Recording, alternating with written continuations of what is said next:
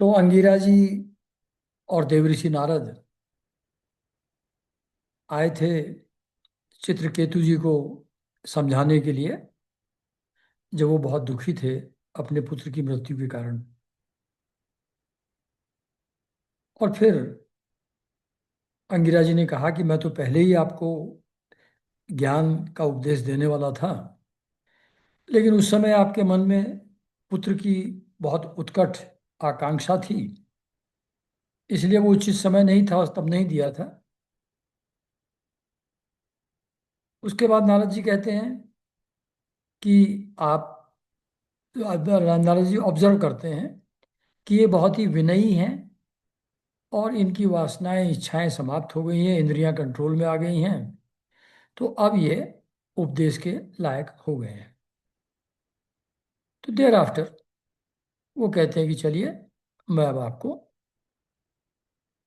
वो अ, एक विद्या जिससे 7 रात के अंदर ही आपको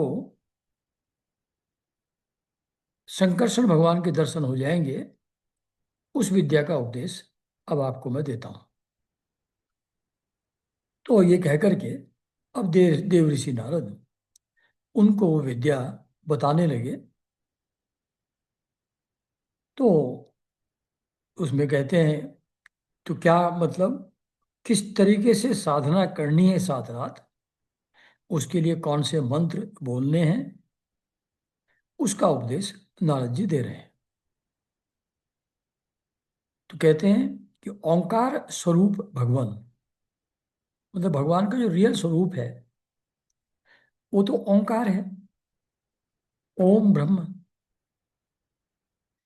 उसी से सब सृष्टि होती है। इसलिए कहते हैं ओंकार स्वरूप भगवान, आप वासुदेव, प्रद्युम्न, अनिरुद्ध और संकर्षण के रूप में क्रमशः चित्त, बुद्धि, मन और अहंकार के अधिष्ठाता है। मतलब जो ओंकार स्वरूप भगवान है वही वासुदेव के रूप में चित्त के अधिष्ठाता है, प्रद्युम्न के रूप में बुद्धि के अधिष्ठाता भी वही है, अनिरुद्ध के रूप में मन के अधिष्ठाता और संकर्षण के रूप में अहंकार के अधिष्ठाता स्वयं भगवान ही हैं। जैसे एक ही अंतःकरण की 4 वृत्तियां हैं, चित्त, बुद्धि, मन और अहंकार, उसी प्रकार एक ही भगवान वासुदेव, प्रद्युम्न, अनिरुद्ध और संकर्षण के रूप में इन चारों वृत्तियों के अधिष्ठाता हैं, यानी कि सोर्स हैं, आधार है। मैं आपके इस चतुर्विह रूप का बार बार नमस्कार पूर्वक ध्यान करता हूं। मतलब ओंकार स्वरूप जो भगवान है उनका तो कोई रूप, कोई शेप कुछ है नहीं।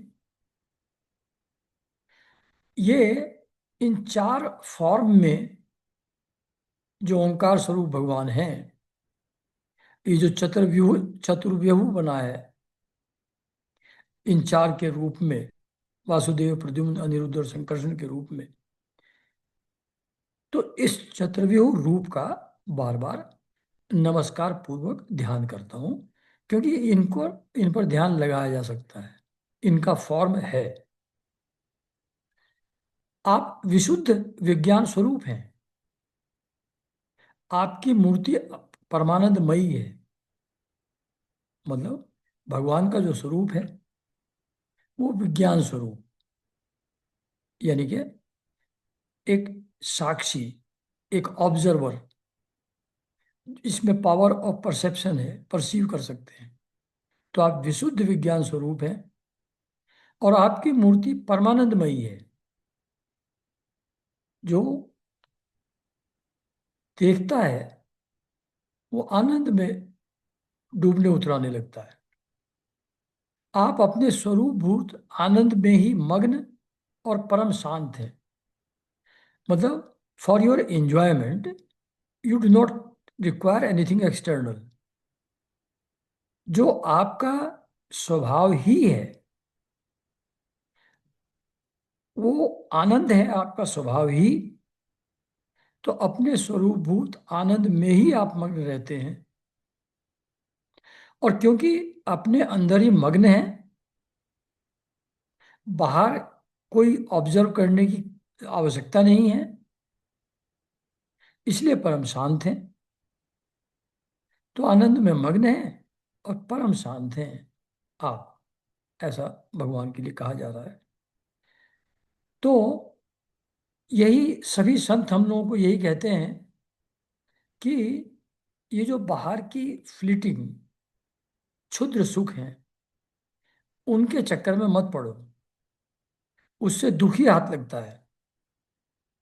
अपने अंदर का सुख, उसको अनुभव करो, उसके लिए प्रयास करो। आनंद, उस आनंद को, जो अंदर का सुख है, जो स्वरूप भूत है, जो हमारा वेरी नेचर है, जो मन के डिस्टरबेंस के कारण से महसूस नहीं होता, इस डिस्टरबेंस को साधना के द्वारा हटाओ, नाम के द्वारा हटाओ, और अपने अंदर के सुख, जो किसी एक्सटर्नल चीज पर डिपेंडेंट नहीं है, उसको महसूस करो, अनुभव करो। ये सारे संत यही कहते हैं। उसी स्वरूपभूत आनंद में भगवान हमेशा मग्न है और परम शांत है। जैसे पहली लाइन रोज जो रोज सुनते हैं हम लोग, जपो नाम अविराम मन, पाओगे परम शांति। जो भगवान का स्वरूप है परम शांत, वो मिलेगा, उसका अनुभव होगा। फिर आगे पर कहते हैं कि द्वैत दृष्टि आपको छू तक नहीं सकती। मतलब आप एक रस हैं, एक ही हैं, अपने ही आनंद स्वरूप में मग्न हैं, एक्सटर्नल चीज से आपका कोई मतलब नहीं है। इसलिए द्वैत दृष्टि आपको छू तक नहीं सकती। There is no duality. कोई सुख और दुख, कोई अंधकार या प्रकाश, वो सब वहां नहीं है। मैं आपको नमस्कार करता हूँ। अपने स्वरूपभूत आनंद की अनुभूति से ही आपने माया जनित राग द्वेष आदि दोषों का तिरस्कार कर रखा है। जो राग और द्वेष हैं, ये माया जनित हैं, माया से उत्पत्ति होते हैं भगवान की।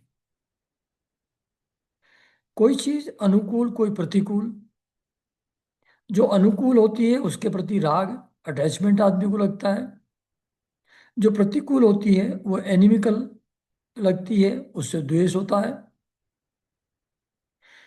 ये जो माया से जनित द्वैत है, राग द्वेष है, ये क्योंकि आप अपने आनंद में ही, आनंद की अनुभूति में ही रहते हैं,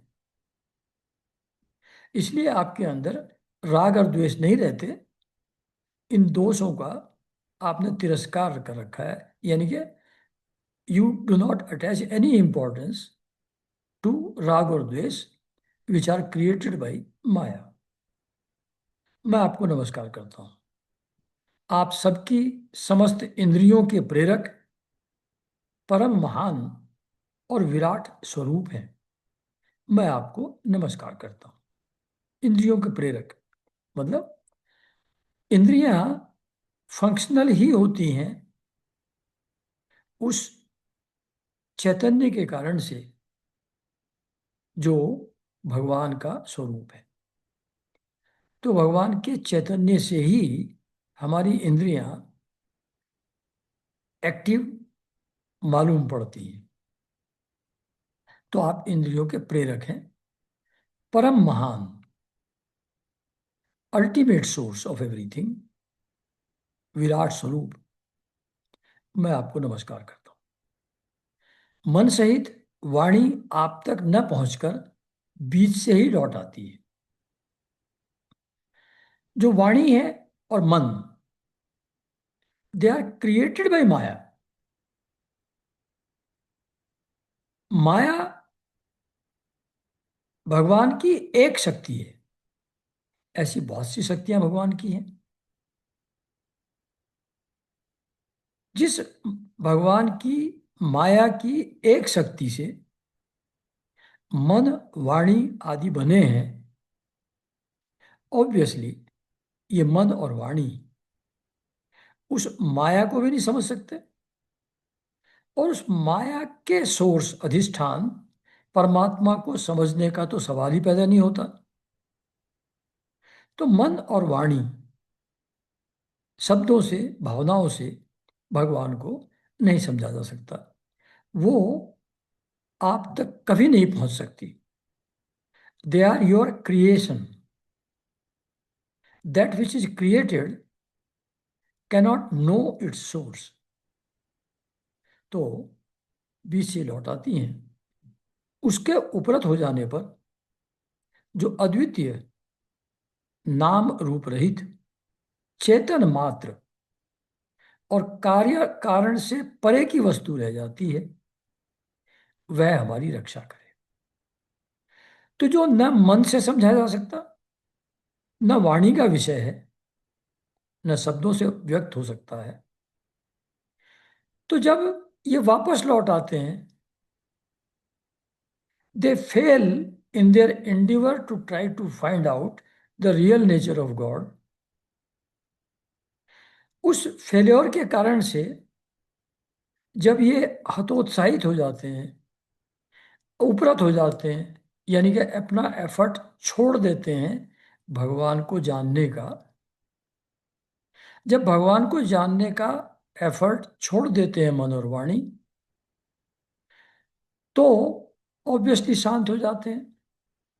उस स्थिति में जो अद्वितीय है, यानी कि which alone is there is no second to it, अद्वितीय, नाम रूप रहित, उस परम तत्व का न कोई नाम है, न कोई रूप है। वो चेतन मात्र है। चेतना इटसेल्फ है, जिसके कारण से हमारे अंदर चेतना का आभास होता है। उसका सोर्स चेतना का वो परम तत्व, वो भगवान है। और जो कार्य कारण के परे की वस्तु, कॉज एंड इफेक्ट, एक चीज से दूसरी चीज पैदा होती है, एक चीज से दूसरी चीज हम बना लेते हैं, मिट्टी से मूर्ति बना लेते हैं। तो जो कार्य कारण से परे है, काज एंड इफेक्ट से परे है, वो तत्व, वो तत्व जो अद्वितीय है, नाम रूप रहित है, चेतन मात्र है और कार्य कारण से परे है, वो जो एक तत्व है, वो जो अल्टीमेट रियलिटी है, वह हमारी रक्षा करे। ऐसा साधना के लिए मंत्र दे रहे हैं चित्रकेतु को नारद जी। यह कार्य कार्य रूप जगत जिनसे उत्पन्न होता है, जिनमें स्थित है और जिनमें लीन हो जाता है, तथा जो मिट्टी की वस्तुओं में व्याप्त मृतिका के समान सब में ओतप्रोत है, उन पर ब्रह्म स्वरूप आपको मैं नमस्कार करता हूं। तो ये कार्य कारण जगत जो काज एंड इफेक्ट से गवर्न होता है, एक चीज से दूसरी चीज पैदा होती है और डिस्ट्रॉय होती है,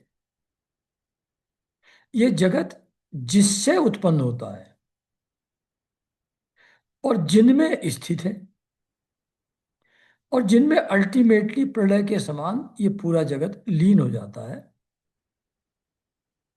वो एक ही तत्व जिससे ये जगत उत्पन्न होता है, स्थित होता है और जिसमें लीन हो जाता है। कैसे? ठीक उसी प्रकार जैसे मिट्टी से अलग अलग मूर्तियां बनाई जा सकती हैं। वो कुछ समय रहती हैं, स्थिति रहती है उनकी। तो पहले उत्पन्न हुई मूर्तियां या बर्तन, फिर वो कुछ समय रहे, ये स्थिति हुई, अल्टीमेटली टूट फूट करके अगेन वो मिट्टी के रूप में आ जाते हैं। तो ये प्रलय हो गया, उस फॉर्म लीन हो गई, और वो मिट्टी स्वरूप जो ओरिजिनल चीज थी जिससे ये बना था, कुछ समय था और अब समाप्त हो गया रूप, वो मिट्टी रूप में फिर वापस हो जाता है। ऐसे ही एक परमात्मा वही जगत रूप में प्रकट होता है, कुछ समय रहता है, उसके बाद उसी परम शक्ति में लीन हो जाता है ये जगत।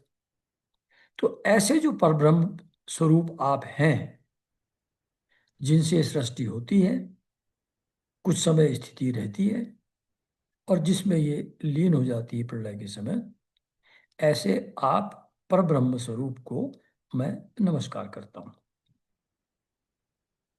यद्यपि आप आकाश के समान बाहर भीतर एक रस व्याप्त हैं, तथापि आपको मन, बुद्धि और ज्ञानेंद्रियां अपनी शक्ति से नहीं जान सकती। जो ऑल परवेडिंग कॉन्शसनेस है, परब्रह्म परमात्मा है, वो आकाश के समान बाहर भीतर सब जगह है। उन इंद्रियों का अधिष्ठाता भी वही है। मन, बुद्धि और ज्ञानेंद्रियों को एक्टिव करने वाला भी वही है। लेकिन ये सब मन, बुद्धि और ज्ञानेंद्रियां अपनी ज्ञान शक्ति से, यानी कि अपनी पावर ऑफ परसेप्शन से आपको नहीं जान सकती, और प्राण तथा कर्मेंद्रियां अपनी क्रिया शक्ति से स्पर्श भी नहीं कर सकती। मतलब ज्ञानेंद्रियां, मन, बुद्धि तो थोड़ा सटल है, सटल सटल को थोड़ा जानने की पॉसिबिलिटी हो भी सकती है, लेकिन वो भी नहीं जान पाता। तो जो प्राण और कर्मेंद्रियां हैं, वो तो ग्रॉस हैं, जैसे हाथ है, पैर है, प्राण है, ये जो हैं, ये तो ग्रॉस फॉर्म है। तो ये तो सटल को पहचानेंगे ही कैसे? इसलिए मन, बुद्धि और ज्ञानेंद्रियां अपनी ज्ञान शक्ति से नहीं जान सकती, और प्राण और कर्मेंद्रियां अपनी क्रिया रूप शक्ति से, जो इनकी पावर ऑफ एक्शन है, उनकी तो पावर ऑफ परसेप्शन है, इनकी कर्मेंद्रियों की पावर ऑफ एक्शन है, कुछ करने की शक्ति है। तो ये ग्रॉस होने के कारण से ये तो आपका स्पर्श भी नहीं कर सकती। ऐसे आपको मैं नमस्कार करता हूं। फिर आगे कहते हैं, शरीर, इंद्रिय, प्राण, मन और बुद्धि जागृत तथा स्वप्न अवस्थाओं में आपके चैतन्य अंश से युक्त होकर ही अपना अपना काम करते हैं। शरीर, इंद्रिय, प्राण, मन और बुद्धि जागृत और स्वप्न अवस्थाओं में आपके चैतन्य अंश से युक्त होकर ही अपना अपना काम करते हैं। मतलब शरीर और इंद्रियां, ये और बुद्धि, ये जागृत अवस्था में ही काम कर पाती हैं। जब सुषुप्ति या स्वप्न की अवस्था होती है, तब शरीर और बुद्धि और प्राण ये काम नहीं करते। स्वप्न अवस्था में मन ही एक्टिव होता है, बाकी सब एक्टिव नहीं रहते। तो जागृत अवस्था में शरीर, इंद्रिय, प्राण और बुद्धि, ये आपके चैतन्य के कारण से ही, जो आपकी पावर ऑफ परसेप्शन है, चेतना है, उसी कारण से ये फंक्शनल होते हैं। आपके चैतन्य का अंश न हो तो शरीर, इंद्रिय, प्राण और बुद्धि कुछ नहीं कर पाएंगे। They will be dead. They will have no power. मन स्वप्न में एक्टिव रहता है, वो भी आपके चैतन्य के अंश के कारण से ही रहता है। अगर आपके चैतन्य का अंश न हो तो मन और स्वप्न भी नहीं होंगे। तो ये सब शरीर, इंद्रिय, प्राण, मन और बुद्धि जागृत और स्वप्न अवस्थाओं में आपके चैतन्य अंश से युक्त होकर के ही अपना अपना काम करते हैं। आपके चैतन्य अंश के बिना ये कुछ भी करने की सामर्थ्य नहीं रखते। तथा सुषुप्ति और मूर्छा की अवस्थाओं में आपके चैतन्य अंश से युक्त न होने के कारण अपना अपना काम करने में असमर्थ हो जाते हैं।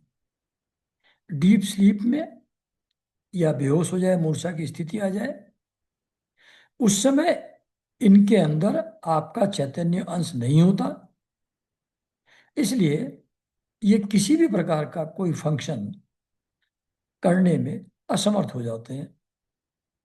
उस समय मन, बुद्धि, चित्त, अहंकार, प्राण एटसेट्रा दे बिकम डिसफंक्शनल, उनको फंक्शनल नहीं रह जाते। ठीक वैसे ही जैसे लोहा अग्नि से तप्त होने पर जला सकता है, अन्यथा नहीं। लोहे को अगर अग्नि में गर्म किया जाए, फिर उससे जिस चीज को छुएंगे वो भी जल जाएगी। लोहे के अंदर जलने की शक्ति अग्नि से युक्त होने के कारण से होती है। वो अग्नि से तप्त अगर न हो तो वो किसी चीज को जला नहीं सकता।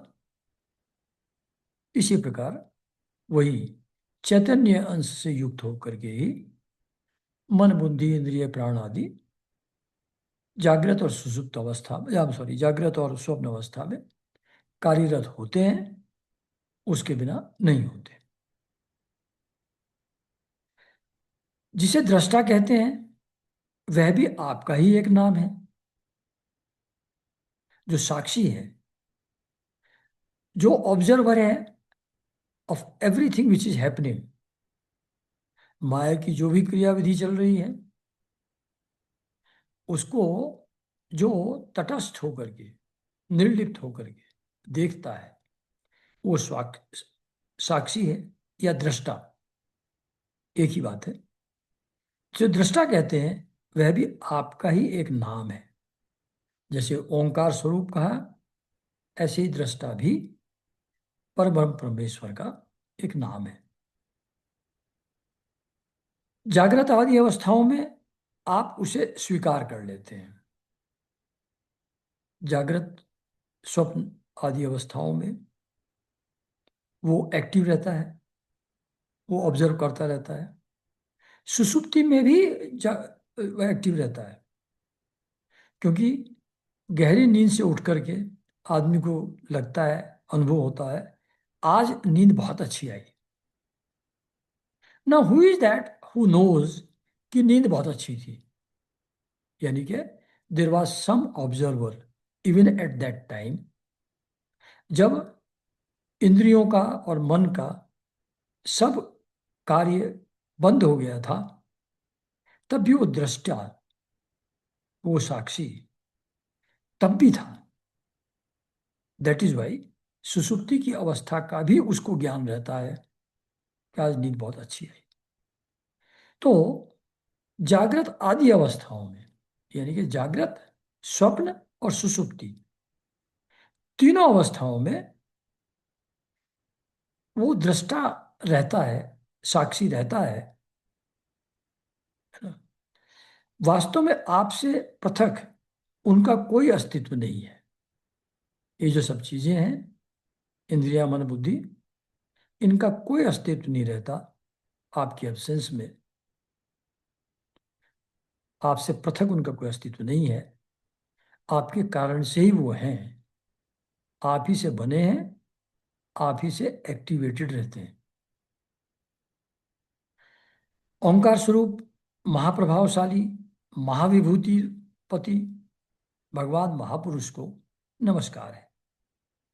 श्रेष्ठ भक्तों का समुदाय अपने कर्म कमलों की कलियों से आपके युगल चरणों की सेवा में संलग्न रहता है। जो हाईली इवॉल्व डिवोटीज हैं, श्रेष्ठ भक्त, भक्तों का समुदाय, श्रेष्ठ भक्तों का समुदाय, जो बहुत ही एग्जॉल्टेड स्टेट में भक्त हैं, गहरा भक्ति भाव जिनके अंदर है, वो अपने कर कमलों से आपके युगल चरणों की सेवा में संलग्न रहते हैं। प्रभु, आप ही सर्वश्रेष्ठ हैं, मैं आपको बार बार नमस्कार करता हूँ।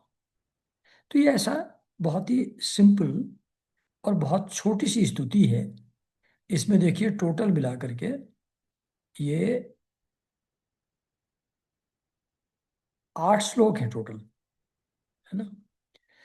तो ये 8 श्लोक की इतनी छोटी सी स्तुति है जो नारद जी ने चित्रकेतु को बताई कि इसको अगर 7 रात तक तुम रिपीट करते रहोगे तो तुमको भगवान शंकरषण के दर्शन हो जाएंगे।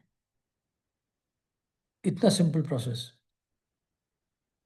तो श्री सुखदेव जी कहते हैं कि परीक्षित, देव ऋषि नारद अपने शरणागत भक्त चित्रकेतु को इस विद्या का उपदेश करके महर्षि अंगिरा के साथ ब्रह्मलोक को चले गए। राजा चित्रकेतु ने देवऋषि नारद के द्वारा उपदिष्ट विद्या का उनकी आज्ञा अनुसार 7 दिन तक केवल जल पीकर बड़ी एकाग्रता के साथ अनुष्ठान किया।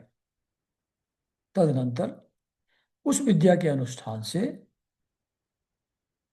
7 रात के पश्चात राजा चित्रकेतु को विद्याधरों का अखंड आधिपत्य प्राप्त हुआ। विद्याधर देवताओं की तरह एक और अलग कैटेगरी है जीव की, जो ह्यूमन बीइंग से ऊपर है।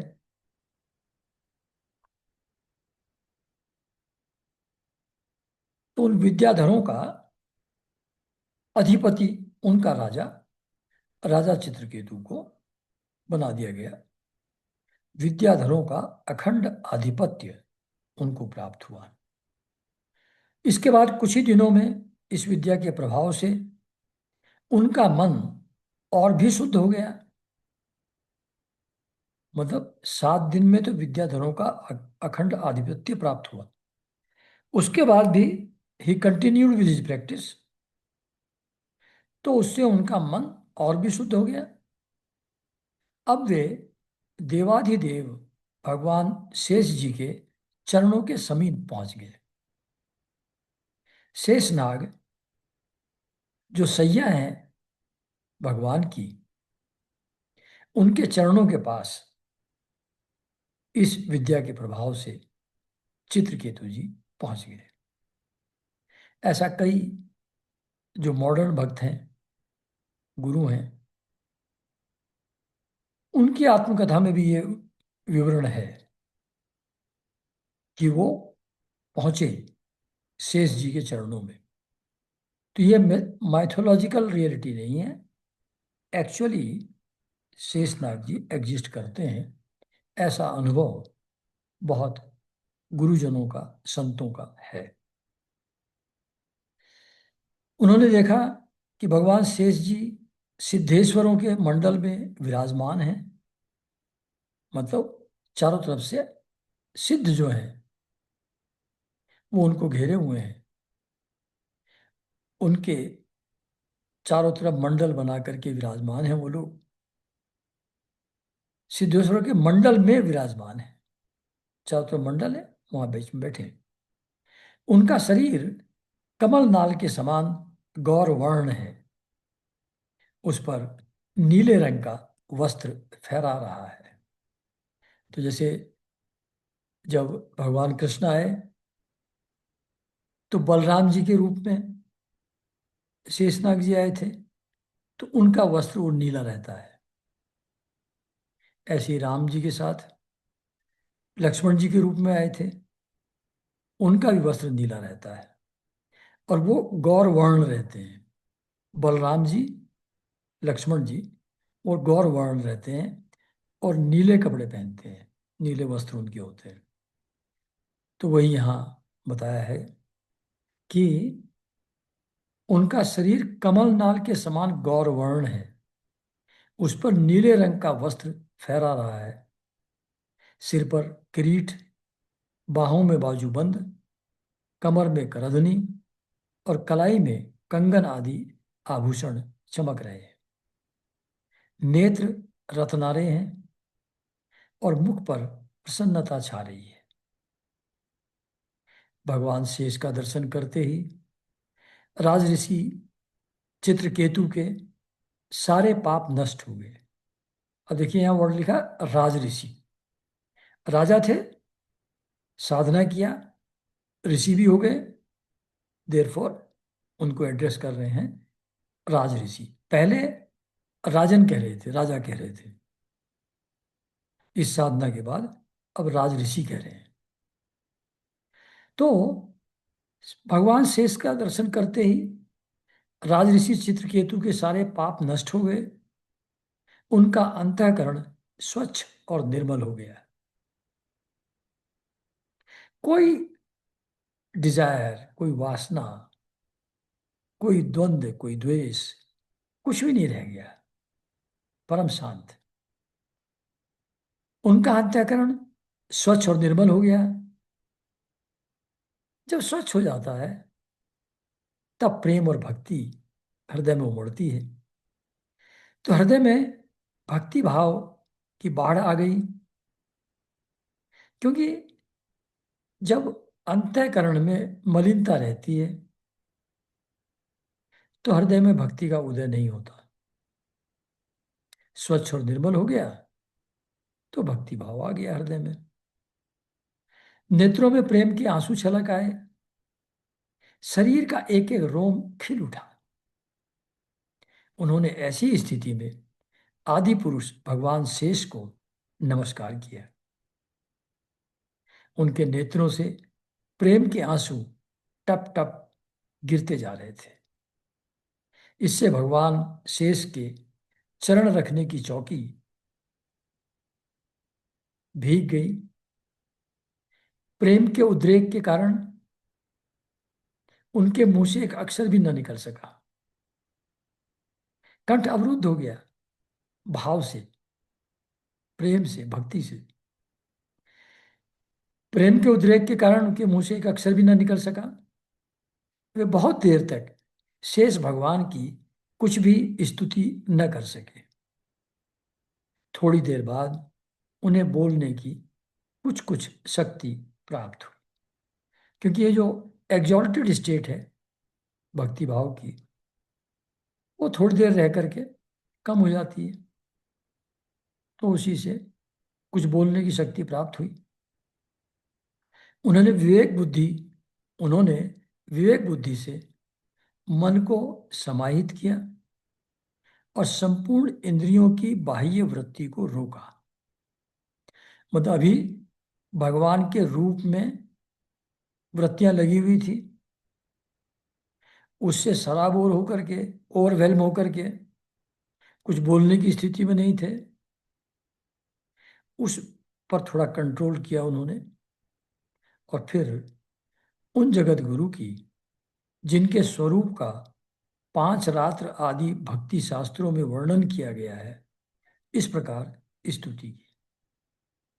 तो अब शेष भगवान शेष के, शेषनाग के दर्शन हो गए, अंतःकरण स्वच्छ और निर्मल हो गया, भक्ति भाव की बाढ़ आ गई। उस ओवरवेल्म्ड अवस्था में, उस भक्ति की अवस्था में उन्होंने धीरे धीरे अपने आप को कुछ बोलने की स्थिति में वापस लाए और तब चित्रकेतु भगवान शेषनाग की स्तुति इन शब्दों में करने लगे। अजित यानी कि जिनको कोई जीत नहीं सकता, जितेंद्रिय एवं समदर्शी साधुओं ने आपको जीत लिया है। मतलब आप हैं तो Ajit, nobody can win over you, लेकिन फिर भी जो जितेंद्रिय और समदर्शी साधु होते हैं उनके वश में आप आ जाते हैं, वो आपको जीत लेते हैं। भगवान भक्त के अधीन हो जाते हैं, परम स्वतंत्र हैं लेकिन भक्त के अधीन हो जाते हैं। तो अजित, जितेंद्रिय एवं समदर्शी साधुओं ने आपको जीत लिया है। आपने भी अपने सौंदर्य, माधुर्य, कारुण्य आदि गुणों से उनको अपने वश में कर लिया है। साधु लोगों को साधु लोग आप ही के सौंदर्य में, माधुर्य में और करुणा आदि गुण में ऐसे खो जाते हैं, उनको बाहर की कुछ सुधि बुद्धि नहीं रह जाती है, वो पूरी तरह आप में ही लग जाता है उनका मन। तो साधुओं ने आपको जीत लिया है और आपने अपने गुणों से उन समदर्शी साधुओं को अपने वश में कर लिया है। अहो, आप धन्य हैं, क्योंकि जो निष्काम भाव से आपका भजन करते हैं उन्हें आप करुणा परवश होकर अपने आप को भी दे डालते हैं। यानी कि जो भगवान का स्वरूप है उसी स्वरूप की अनुभूति उनको भी हो जाती है, वो भी आपके ही तुल्य हो जाते हैं। तो आप जो निष्काम भाव से आपका भजन करते हैं, who have no desire other than serving you, ऐसे जो निष्काम भाव वाले भक्त हैं उनको आप अपने आप को भी दे डालते हैं। यानी कि अपने तुल्य उनको बना लेते हैं, अपने जैसा ही उनको बना देते हैं। भगवान, जगत की उत्पत्ति, स्थिति, प्रलय आपके लीला विलास हैं। जैसे बच्चे खेलते हैं, कुछ चीज बनाते हैं और थोड़ी देर खेल खाल करके तोड़ करके फेंक के चले जाते हैं। लीला है, खेल है बच्चों का। ऐसे ही इस जगत की जो उत्पत्ति, स्थिति और प्रलय है, ये आपकी लीला विलास है, आपका खेल है। विश्व निर्माता ब्रह्मा आदि आपके अंश के भी अंश हैं, जो इस जगत को क्रिएट करते हुए दिखाई पड़ते हैं, वो आपके अंश के भी अंश हैं। यानी कि वो कुछ भी नहीं है इन कंपैरिजन टू यू। फिर भी वे पृथक पृथक अपने को जगत कर्ता मानकर झूठ मूठ एक दूसरे से स्पर्धा करते हैं। इंद्र हो गए, शंकर भगवान, ब्रह्मा जी, विष्णु जी, तो ये आप ही के रूप हैं, आप ही के अंश हैं। लेकिन इनको भी गलतफहमी हो जाती है अपने सेपरेट एग्जिस्टेंस की, और ये भी एक दूसरे से कंपटीशन में आ जाते हैं बीच बीच में। ये अपने आप को, इनके अंदर भी डुअरशिप का भाव आ जाता है और उसके कारण से एक दूसरे को कॉम्पीट करने लगते हैं, ऊंचा या नीचा दिखाने की कोशिश करने लगते हैं। जबकि ये आपके अंश के भी बहुत छोटे से अंश हैं। नन्हे से नन्हे परमाणु से लेकर बड़े बड़े महत्तत्व पर्यंत समस्त वस्तुओं के आदि, अंत और मध्य में आप ही विराजमान हैं। कई बार जैसे बात कर चुके हैं कि सब कुछ उन्हीं से बनता है, थोड़ी देर रहता है, समाप्त हो जाता है। तो आदि, अंत और मध्य, आदि का मतलब सृष्टि हो गया, मध्य स्थिति हो गया और अंत प्रलय हो गया। तो ये जो नन्हे से नन्हा परमाणु है, उसके आदि, मध्य और अंत में आप ही हैं। बड़ी से बड़ी जो चीजें हैं, महत्त्व हैं, उसके भी आदि, मध्य और अंत आप ही हैं। क्योंकि किसी भी पदार्थ के आदि और अंत में जो वस्तु रहती है वही मध्य में भी रहती है। जो शुरू में थी, बाद में, प्रलय के बाद जो रह जाएगी, बीच में जो दिखाई पड़ रही है वो भी वही सिर्फ परसेप्शन रूप का अलग हो रहा है वही। यह ब्रह्मांड कोश जो पृथ्वी आदि एक से एक 10 गुणे सावर 7 आवरणों से घिरा हुआ है। मतलब ये 7 आवरण क्या है? जैसे पृथ्वी है, उसके चारों तरफ जल, जैसे उस पंचमहाभूत है ना, तो पंचमहाभूत में पृथ्वी, उससे सूक्ष्म जल, उससे सूक्ष्म अग्नि, उससे सूक्ष्म वायु, उससे सूक्ष्म आकाश, आकाश से सूक्ष्म अहंकार, अहंकार से सूक्ष्म महत्त्व, और उससे सूक्ष्म प्रकृति। ये 7 आवरण है। तो ये ब्रह्मांड कोश जो पृथ्वी आदि एक से एक 10 गुणे 7 आवरणों से घिरा है, यानी पृथ्वी का 7 गुना जल, आई एम सॉरी, 10 गुना, 10 गुना जल, उसका 10 गुना अग्नि, उसका 10 गुना वायु, एंड सो ऑन। ये एक के ऊपर एक के ऊपर ये ऐसे आवरण है, 7 आवरण है, ये अपने ही समान। तो ऐसा एक ब्रह्मांड कोश हुआ। ब्रह्मांड कोश में क्या कह रहे हैं कि पृथ्वी उत्तरोत्तर अपने से 10 गुने 7 आवरणों से घिरी हुई है। ये हुआ एक ब्रह्मांड कोश। ऐसे ही करोड़ों ब्रह्मांड हैं। उन करोड़ों ब्रह्मांड के सहित ये पूरा जो ब्रह्मांड कोश है, ये परमाणु के समान घूमता रहता है। फिर भी उसे आपकी सीमा का पता नहीं है, इसलिए आप अनंत हैं। मतलब ये जो इतना विशाल साइज हम लोगों के परसेप्शन से दिखता है ब्रह्मांड का, वो आपके अंदर एक परमाणु जो नेकेड आई से देखा भी नहीं जा सकता, उतने छोटे से स्पेक की तरह ये सारा ब्रह्मांड आपके अंदर एक परमाणु की तरह घूमता रहता है। और ऑब्वियसली वो जो परमाणु जैसा ब्रह्मांड है, वो आपकी लिमिट्स को कैसे जान सकता है? वो तो एक परमाणु के बराबर भी नहीं है आपके अंदर। इसलिए आप अनंत हैं। आपकी सीमा का पता नहीं लग सकता।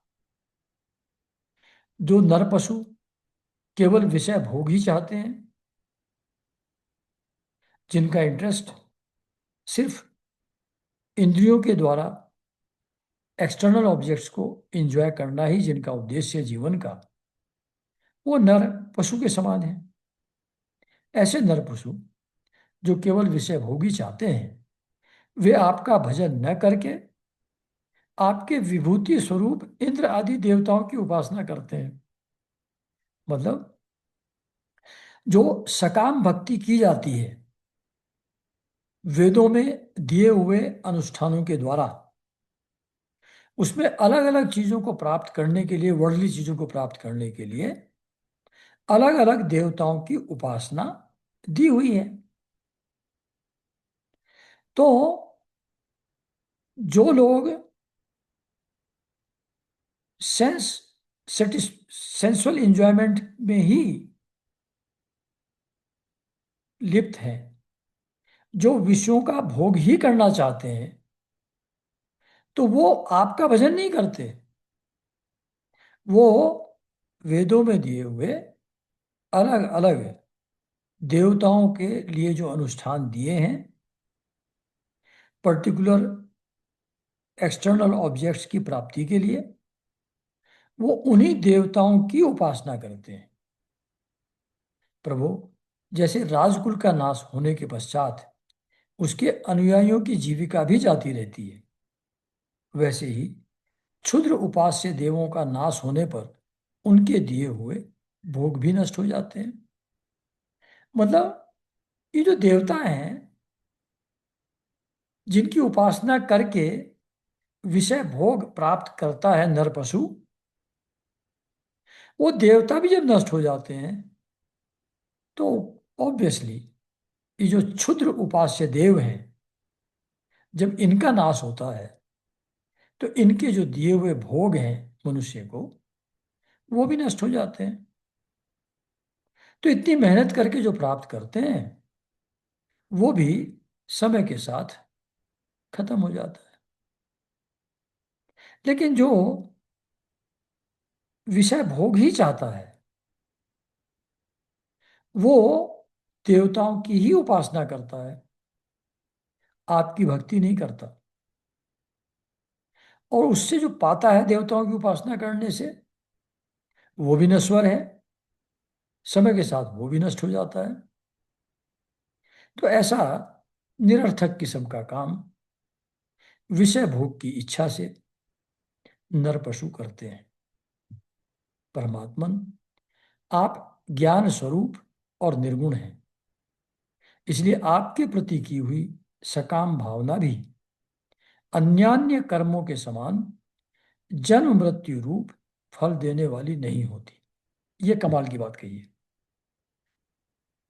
मतलब जब दूसरे देवताओं की उपासना करेंगे उनके दिव्य भोग भी समाप्त हो जाएंगे, लेकिन अगर भगवान की भक्ति सकाम भावना से भी करेंगे,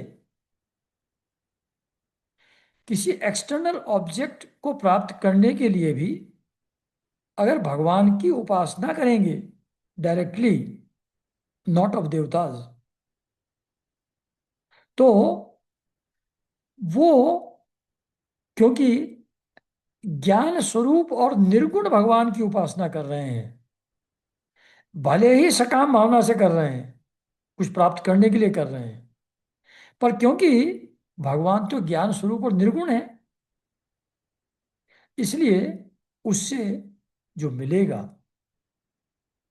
वो जन्म मृत्यु रूप, यानी कि ट्रांजिटरी चीजें का फल देने वाली, देना रिजल्ट नहीं होगा उस सकाम भावना का भी। सकाम भावना से भी मुक्ति ही मिलेगी। सकाम जो पूजा प्रार्थना उपासना भगवान की करेंगे उससे भी मुक्ति ही मिलेगी।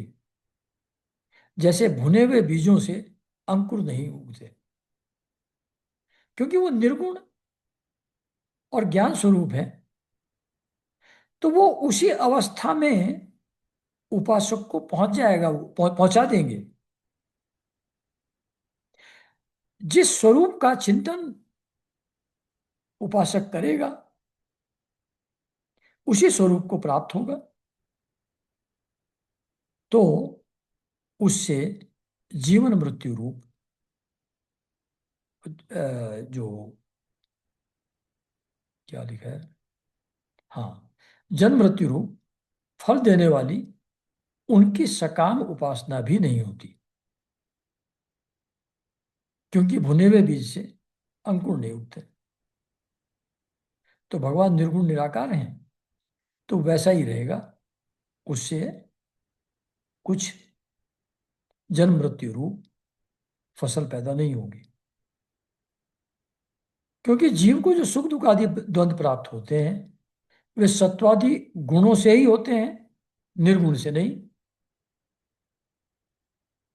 भगवान निर्गुण है, जब भगवान की उपासना करेंगे तो निर्गुण ही मिलेगा। और सुख दुख जो आते हैं, जो द्वंद्व जीवन में आते हैं, वो सात्विक राजसिक तामसिक गुणों के कारण से आते हैं। आप में सात्विक राजसिक तामसिक गुण है ही नहीं, इसलिए ये सुख दुख और द्वंद्व उस व्यक्ति को नहीं मिलेंगे जो आपकी उपासना सकाम भाव से भी करता हो। हे अजित, जिस समय आपने विशुद्ध भागवत धर्म का उपदेश किया था, उसी समय आपने सब कुछ जीत लिया। जो in the first instance Bhagavata dharma जो आपने बताया, तो तब जो भी उपासक थे उनका मन तो आप में ही लग गया, उन सबको आपने जीत लिया। क्योंकि अपने पास कुछ भी संग्रह परिग्रह न रखने वाले, किसी भी वस्तु में अहमता ममता न रखने वाले आत्माराम सनकादि परम ऋषि भी परम साम्य और मोक्ष प्राप्त करने के लिए उसी भागवत धर्म का आश्रय लेते हैं। तो बाकी लोगों की तो बात छोड़िए, जो मोस्ट एग्जॉल्टेड ऋषि हैं, सनकादि परम ऋषि हैं, वो भी साम्य यानी कि समता, इक्वेनिमिटी और मोक्ष प्राप्त करने के लिए उसी भागवत धर्म का आश्रय लेते हैं जिसका उपदेश आपने स्वयं किया है। वह भागवत धर्म इतना शुद्ध है कि उसमें सकाम धर्मों के समान मनुष्यों की वह विषम बुद्धि नहीं होती। जो भागवत धर्म है उसमें सकाम साधना नहीं है, वो इतना शुद्ध है। उसमें सकाम धर्मों के समान मनुष्यों की विषम बुद्धि नहीं होती। यानी कि विषम बुद्धि का मतलब, आप किसी चीज को चाहते हैं और किसी चीज को चाहते हैं कि ये ना हो। जो अनुकूल है उसको चाहते हैं, जो प्रतिकूल है वो ना हो, ये आप चाहते हैं। तो ये विषम बुद्धि है। उस भगवान की क्रिएशन में पूरी क्रिएशन उस एक ही परमात्मा की है। उसमें किसी चीज को चाहना, किसी चीज को न चाहना, उसका कोई औचित्य नहीं है, क्योंकि सभी रूप में वही भगवान तो हैं। तो क्या अनुकूल और क्या प्रतिकूल। तो जो भागवत धर्म है उसमें विषम बुद्धि नहीं होती, उसमें अनुकूल प्रतिकूल नहीं होता, उसमें सब कुछ परमात्मा ही है, यही भाव होता है। इसलिए किसी चीज से राग और किसी चीज से द्वेष भागवत धर्म में नहीं होता। यह मैं हूं, यह मेरा है, यह तू है, यह तेरा है, ऐसी विषम बुद्धि भागवत धर्म को जानने वाले में नहीं होती।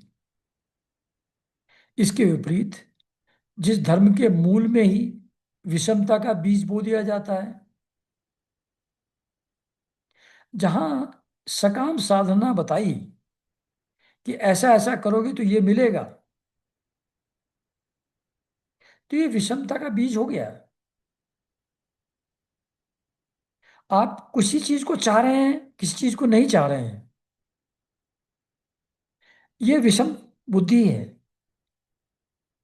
तो जैसे ही ये विषम बुद्धि का बीज बो दिया जाए, यानी कि किसी चीज को चाहना या किसी चीज को न चाहने के लिए कोई अनुष्ठान किया जाए, वह तो अशुद्ध, नाशवान और अधर्म बहुल धर्म है वो। सकाम धर्म अपना और दूसरे का भी अहित करने वाला है। सकाम धर्म जो किया जाएगा वो अपना भी अहित करता है, इन द सेंस ट्रांजिटरी पीछे जिस चीज के पीछे दौड़ रहे हैं, वो जो मिलेगा वो तो खत्म हो ही जाएगा, उसके कारण से फिर दुख पैदा होगा और अल्टीमेट रियलिटी से हम दूर रह जाएंगे। तो हमारा नुकसान ही हुआ, हमारा अहित ही हुआ उसमें। और जब कोई चीज आप चाहते हैं तो दूसरे को वो नहीं मिलेगी। उसको पाने में दूसरे का भी हित नहीं है। उससे अपना या पराया किसी का कोई भी प्रयोजन, हित सिद्ध नहीं होता। सकाम साधना से ना अपना फायदा होता है, टेम्पररी लग सकता है कि हो रहा है, बट अल्टीमेटली वो दुख का कारण ही होता है। और दूसरे का तो फायदा होने का सवाल ही पैदा नहीं होता, अपना भी जब नहीं हो रहा है। प्रत्युत सकाम धर्म से जब अनुष्ठान करने वाले का चित्त दुखता है, सकाम धर्म से अनुष्ठान किया, as a result in due course दुख आया, तो सकाम धर्म का अनुष्ठान करने वाले का चित्त दुखा, उसको दुख हुआ, तब आप रुष्ट होते हैं। और जब दूसरे का चित्त दुखता है, तब तो वो धर्म रहता ही नहीं, अधर्म हो जाता है। तो ऐसा यूजलेस काम करना, सकाम धर्म की उपासना करना, अनुष्ठान करना, उससे आप प्रसन्न नहीं होते। लगता है कि किस फालतू चीज में ये लगा हुआ है। भगवान, आपने जिस दृष्टि से भागवत धर्म का निरूपण किया है, वह कभी परमार्थ से विचलित नहीं होती। इसलिए जो संत पुरुष चर अचर समस्त प्राणियों में समदृष्टि रखते हैं, वे ही उसका सेवन करते हैं। मतलब भागवत धर्म क्या है कि सब कुछ वही परमात्मा है, हर रूप में वही परमात्मा है। ये दृष्टि, ये भागवत धर्म है। तो आपने जिस दृष्टि से भागवत धर्म का निरूपण किया है, वह कभी परमार्थ से विचलित नहीं होती, क्योंकि उसमें अल्टीमेट एम, ऑब्जेक्ट, वो एक परमात्मा ही रहता है और कुछ होता ही नहीं। तो उसे वही संत पुरुष चर अचर समस्त प्राणियों में जो समदृष्टि रखते हैं, चर और अचर सभी प्राणियों में जो संत समदृष्टि रखते हैं, सबको एक ही मानते हैं, वे ही उसका सेवन करते हैं। यानी कि वही भागवत धर्म के रियल फॉलोवर हैं। भगवान, आपके दर्शन मात्र से ही मनुष्यों के सारे पाप क्षीण हो जाते हैं। यह कोई असंभव बात नहीं है, क्योंकि आपका नाम एक बार सुनने से भी नीच चांडाल भी संसार से मुक्त हो जाता है। तो भगवान का जो दर्शन है, वो सभी पापों को समाप्त कर देता है। मतलब ऐसा आनंद, ऐसी शांति उपलब्ध होती है, कोई दूसरी डिजायर, वासनाएं रहती ही नहीं, मैं भाव रहता ही नहीं, देह भाव रहता ही नहीं। तो फिर पाप कहाँ रहेगा? जब मैं ही नहीं है, जैसे सीतारामदास बाबा जी कहते हैं, अरे तू नाम ले, नाम लेगा तो तू ही ना रहेगा, फिर तेरे पाप कहाँ? तो सभी पाप दर्शन मात्र से क्षीण हो जाते हैं। भगवान, इस समय आपके दर्शन मात्र से मेरे अंतःकरण का सारा मल धुल गया है। सब डिजायर, सब पाप, सब संस्कार समाप्त हो गए। सो ठीक ही है, ऑब्वियसली ये तो होना ही था। आपके दर्शन से नहीं होगा तो किससे होगा? क्योंकि आपके अनन्य प्रेमी भक्त देवऋषि नारद ने जो कुछ कहा है, वह मिथ्या कैसे हो सकता है? उन्होंने कहा था कि 7 रात में ही तुमको दर्शन हो जाएंगे। जब उन्होंने कहा है, तो मिथ्या कैसे हो सकता है? हे अनंत, आप संपूर्ण जगत के आत्मा हैं। अतएव संसार में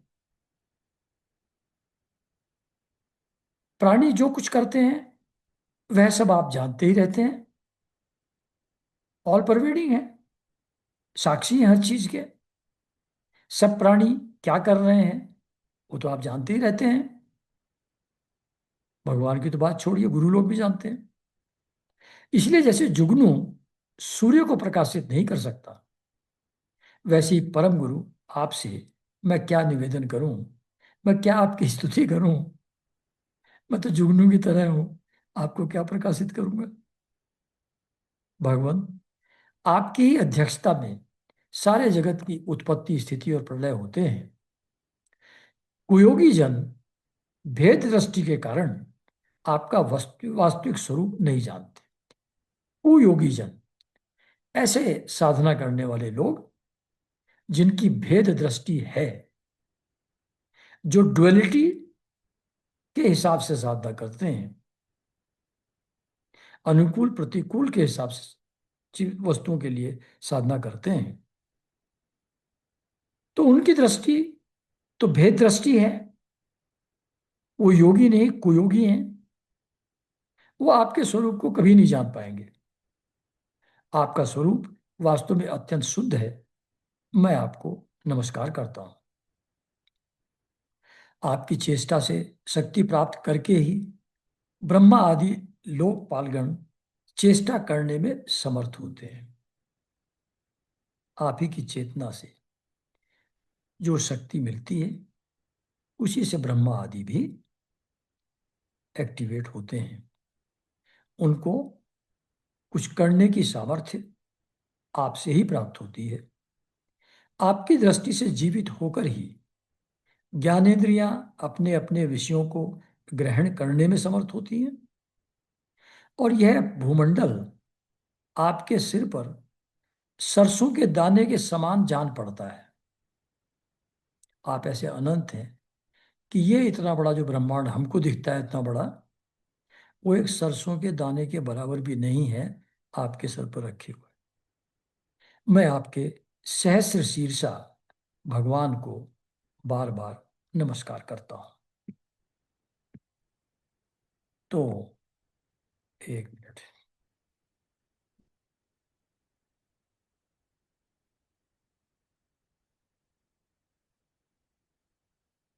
तो फिर सुखदेव जी ये कहानी सुना रहे हैं परीक्षित जी को। तो जब विद्याधरों के अधिपति चित्रकेतु ने अनंत भगवान यानी कि शेषनाग से, संकर्षण भगवान से की इस प्रकार स्तुति की, तब उन्होंने प्रसन्न होकर उनसे कहा। अब भगवान क्या कहते हैं, इसको हम लोग नेक्स्ट सेशन में पढ़ेंगे और सुनेंगे। तब तक के लिए नमस्कार।